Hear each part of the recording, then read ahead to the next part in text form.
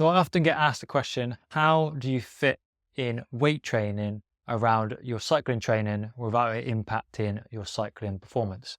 So in today's video, I'm going to go through just that and explain how I accommodate my weight training throughout the year around my cycling training to improve my performance, reduce injury, and overall improve my well-being in the future as a middle-aged man in Lycra. So if you haven't done any weight training before, or you're new to weight training, especially around cycling, it can be quite daunting, especially if you haven't had much experience in the gym. And most people that do cycle and have cycled for a long time focus on just cycling more in order to improve their performance. And while that is the main thing you want to be doing, because obviously cycling is your sport and you're going to get fitter and stronger the more you do, weight training will play a pivotal role in your performance and longevity as well as you get older, especially if you're a cyclist above the age of 40, because there's more and more science out there backing up the benefits of weight training on the sport. And if you look at any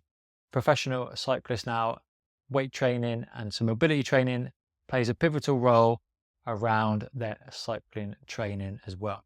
So if you're a novice and you haven't had much time in the gym, what's the best way to start and how do you navigate how much weight training you do throughout the year?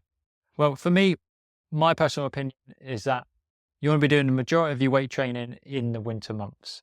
So this is probably around September into January, where you're going to be spending a little bit less time on the bike, having spent most of the summer on the bike. And this will free up a bit more time to get in the gym and do at least 2 weight sessions per week.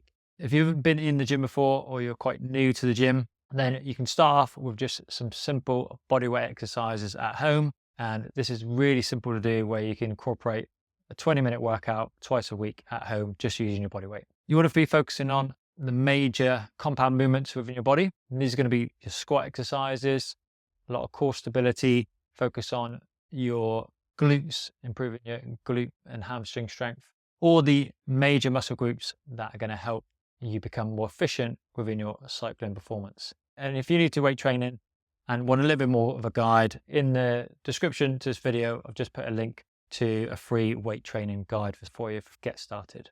But predominantly, if you're in the gym and you're at home doing weight training, you want to be doing at least twice a week in the winter. And that's what I focus on when I'm in the gym. My normal routine is doing some core stability for 10 minutes when I first get in the gym. This is a combination of doing like a plank exercise, some weighted crunches, some lower leg raises, some back raises.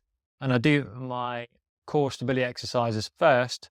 One, because if I leave them to the end of the workout, I'm not going to do them, because it's one of the ones that I probably hate the most to do. And second of all, I do it first because it helps prime my core muscles in order to support me when I'm doing some functional exercises like squats, deadlifts, kettlebell swings, those kind of things. Everything comes from the core. So if you can warm up the core, that's going to reduce injury on your lower back as well, because you don't want to be lifting for your back, you want to be lifting for your legs and your core. So I do my core exercises first. After that, then I go into legs. And at the moment, I'm doing a routine where we're doing some kettlebell squats, 25 reps at the moment, and you're aiming to lift around 25% of your body weight. For me, I'm squatting 20 kilos for 25, and I weigh 68 kilos, so more than 25% of my body weight.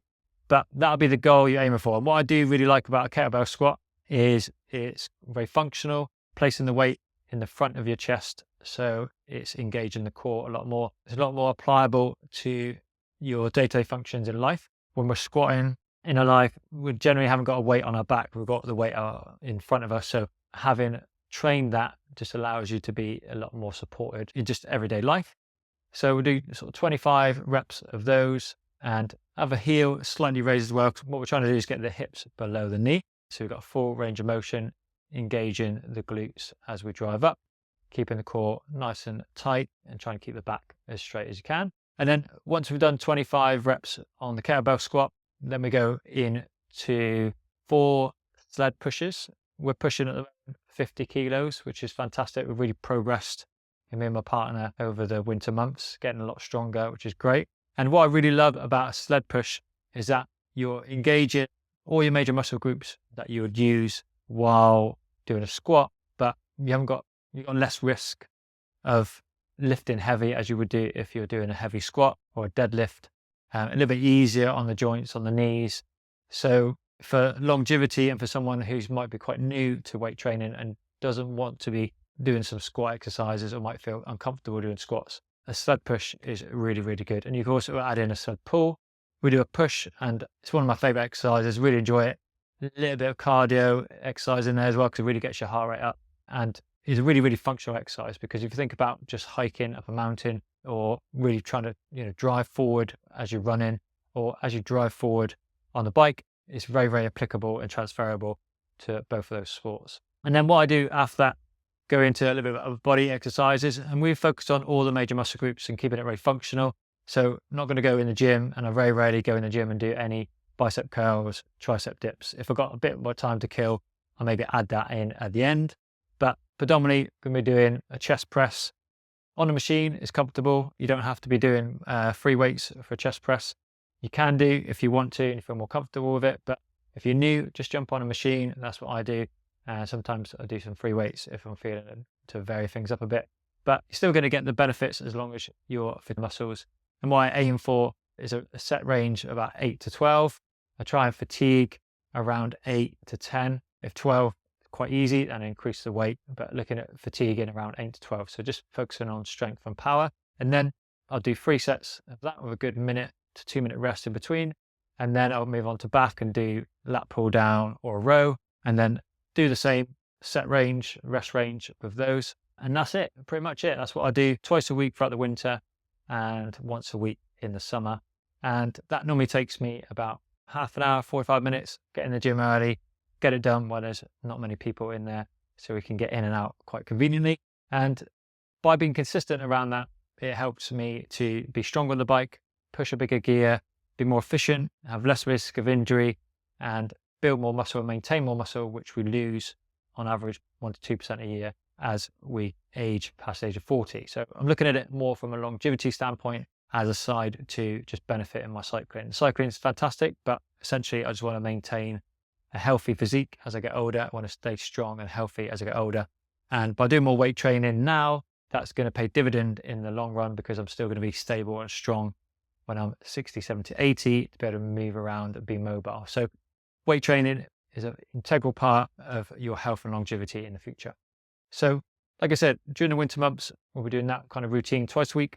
In the summer months, what I tend to do then is remove one of those sessions and add in more of a harder threshold session on the bike.